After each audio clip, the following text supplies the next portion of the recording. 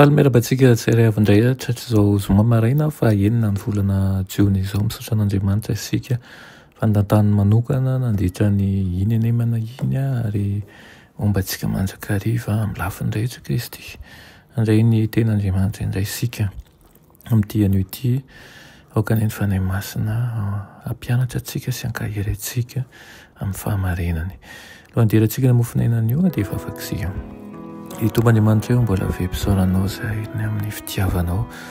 Saotra indrindra ihany koa izay miainy ankonana tsirairay avy eto ary mampitrakana amin'ny fotoana sarotra.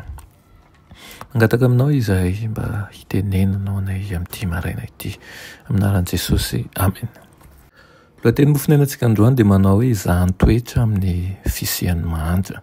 Ary amin'ny Deutéronomie 4:7-7 manao hoe raha mijinja ny varinao any an-tsahy ianao ka misy amboara adinonao any dia aza miverina haka azy fa aoka ho an'ny vahiny sy ny kambody ary mpitondra teny izany mba ho tahian'i Jehovah Andriamanitrao ianao amin'ny asa rehetra ataon'ny tananao.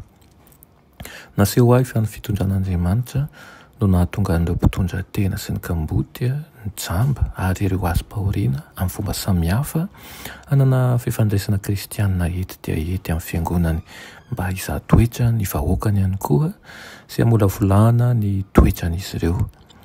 Manara-maso antsika tokoa ireo anjelan'i Jehovah mba hahitany fomba hitondrasantsika n'ireo olona izay mila firaisampo sy fitiavana ary fahavozantena izay tsy mitady tombony.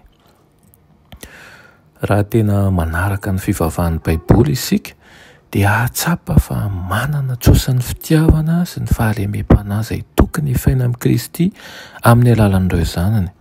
Ary ny kely indrindra tokony asehontsika aminy dia fakasitrahantsika noho ny fitiavany antsika izay tsy hairefesina fony mbola mpanota akory ary sika. Tao amin'ny fanoharana momba ny lehilahy anankiray niala tany Jerosalema akany Jeriko izay azony jiolahy dia nyrobainy kapohina ary nilaozany rehefa ho faty no nazavahan'i Kristy tamin'ilay mpahay lalàna hoe iza no naman'ity farany.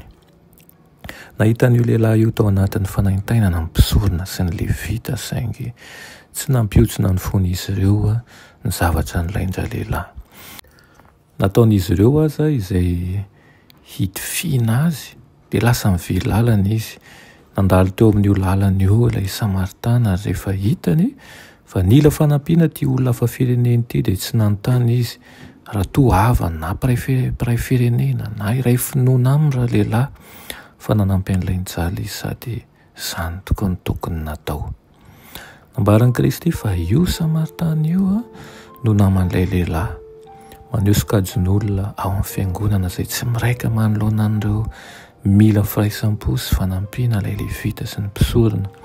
Mpandika lalàna ireo sokajin'olona ireo ninon'inona andraikitra tanany ao amin'ny fiangonana.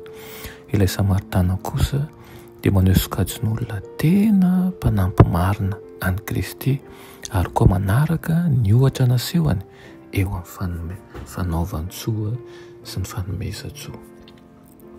Irina dia ho takan'ilay Samaritana isika hibanjina sy anio fitiavana amin'ny olona rehetra ary tsy hijery ny mahafitoviana amintsika vao hanao zavatra tsara fa tsapa-mandrakariva fa mitovy avokoa isika eo anatsihan'Andriamanitra. Vavakisika riranay tsara indresan-danitra mbola misaotra anao izay ny amin'izany teninao izany. Mangataka aminao izay ireo ny mba havaozinao hatrany ka haina tanteraka ny ireo toromarika avy aminao tsy hankisarasalana amin'ireo mpiarabelona aminay rehetra. Amin'ny anaran'i Jesosy. Amen.